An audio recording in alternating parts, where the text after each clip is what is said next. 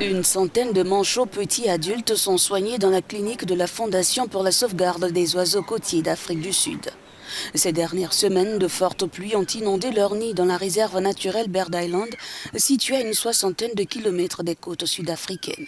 Ces oiseaux ne nagent pas beaucoup en ce moment parce qu'ils sont blessés.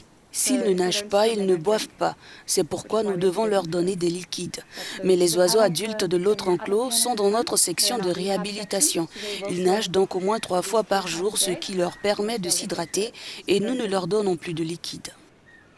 Dans cette unité, des bassins permettent aux plus en forme de réapprendre à nager avant de retrouver la vie sauvage.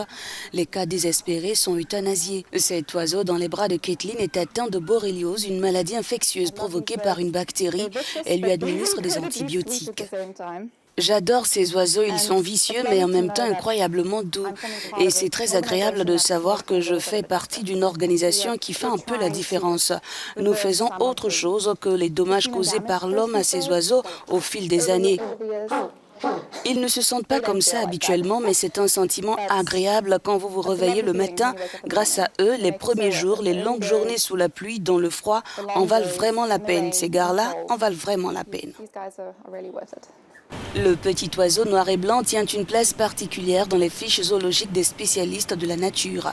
Cependant, la maladie, la surpêche ou encore la pollution aux hydrocarbures sont parmi les menaces majeures qui pèsent sur les manchots.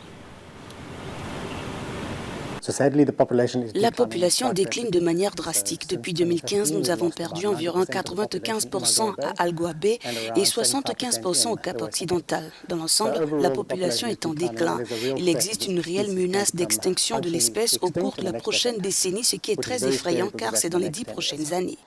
Par le passé, les manchots creusaient solidement leur nid dans le guano sur les îles côtières, mais cette matière organique est utilisée comme engrais naturel et ces êtres se débrouillent désormais avec des branches.